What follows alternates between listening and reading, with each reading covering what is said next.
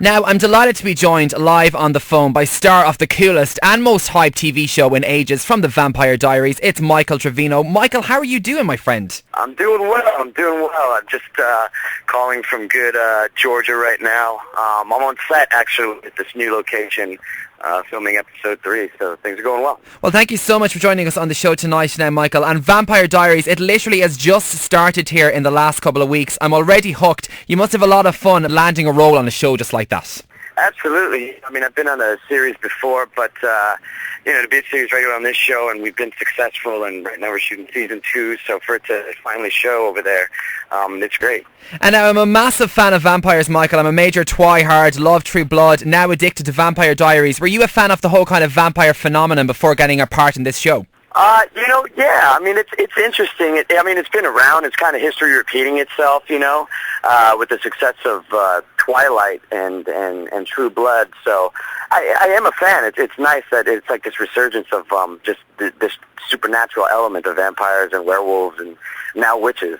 And what do you think the whole kind of fascination is with people and vampires and werewolves and all that kind of stuff? God, this new generation of kids, I'm not sure what it is. I think it's, they're fascinated by it and want to, I think, live in that world where, vampires live amongst humans. And I think they want to be a part of that, so they just dive into it. And then also, a lot of these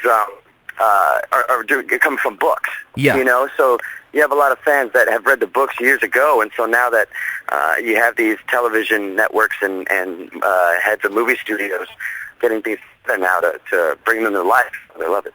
And now, as I said, we're just getting into the show here, so tell us about your character, Tyler Lockwood. He seems like a bit of a bad boy, Michael. Yeah, Tyler, he's a rebel, and he's kind of, he is a bully. He's the antagonist of the bunch, and he comes from a very well-off family, and so he's got a little cocky kind of attitude, and so he gets him in trouble a lot.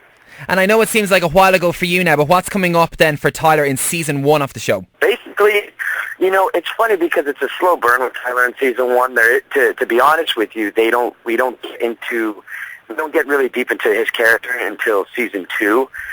But you will see the rage within him, and after a while, you'll kind of understand that he's not just being mean or malicious on purpose. You'll be able to tell that this kid actually has some issues and he has some problems, and you'll start to realize that it stems from his family. And I'll leave it at that. And would that mean would that mean in a roundabout way that he perhaps maybe a werewolf or something like that? This is a show with a supernatural element, and it would be safe to say that he has this kind of curse. So I won't say it's a werewolf curse, but it is a curse that the Lockwood family has, and so that's just him dealing with it. That's why he lashes out on everybody. Okay, can't wait to see it. And now, of course, apart from the curse and that kind of werewolf thing aside, are there many similarities between Tyler and you? Are you a bit of a bad boy in real life yourself? I tend to book these roles. I like to be the bad boy. It's fun to be the villain, sure. Because then you don't have any rules. You don't abide by any rules. You can do whatever you want, so you get away with murder. So it's fun to play that. It's fun to play the villain. But as far as my similarities with Tyler, it would have to be just that maybe I played football in high school, so that's probably it. As far as coming from being a jock in high school, to be from that standpoint. So that's where it ends then. So now tell us as well about the rest of the cast, because we all know, of course, Ian Somerhalder from Lost. He rocks. Are you all really, really close? We actually are. We are fortunate enough to, we shoot out here in Atlanta, Georgia, and none of us have been out here before. So we are a family out here, and we all hang out on the weekends and go over to each other's places. Whereas, to be honest with you, if we were in a bigger market, or a bigger city, like Los Angeles or say New York, we would probably all be doing our own little things every weekend and kind of be busy doing press and this and that, and so you get distracted. But since we're here together, we all cling and we all hang on to one another. It is family. It's very close. And are you glad to be filming in Atlanta to kind of liven in that bubble of the show? I do. Georgia has been great to us. The scenery around here is amazing, and it works for us. Because the show is supposed to take place in Virginia, so there's no way we could make Los Angeles or New York look bad. So it's great out here. Our locations, like the one I'm at right now, is beautiful. And do you miss the madness of LA at all? LA is my home. It's, I'm born and raised LA, so do I miss it? Yeah, of course. So, I miss the city itself, my friends, my family, but it's nice for me to get to live in a different spot, get switch it up a bit here. So I'll fine with Georgia. I love it. And what about the hot LA girls then? Do you miss them, or are they just as hot in Atlanta, Georgia? Oh man, that's a good question. They're just as hot. They're just as hot here. In LA, I guess it's a lot easier to find them just because LA is such a big city, and wherever you go, there's just so much going on. It's a fast-paced city. Here, it's a lot more mellow and a lot more calm. But the women here are gorgeous, and they have their own little attitude and swagger here that's very, very sexy. And celebrity-wise, then, who is the hottest woman on the planet for you right now? The hottest woman on the planet, celebrity-wise? This is a good one. You know what? Kate Beckinsale. Kate Beckinsale, really? Why? She is just, one, because I know I don't have a shot in hell with her ever. So it's okay that I can say that, because I don't want to, shoot myself in the foot and say somebody that maybe I can meet in the future. Yeah. But she's just amazing. I mean, not only from being just a talented actress, but she's just drop-dead gorgeous. There's just something about her. And Michael, I'm sure you've done a hell of a lot of interviews since you've been on the show. Is the most annoying thing to answer all the comparison questions with Vampire Diaries and Twilight?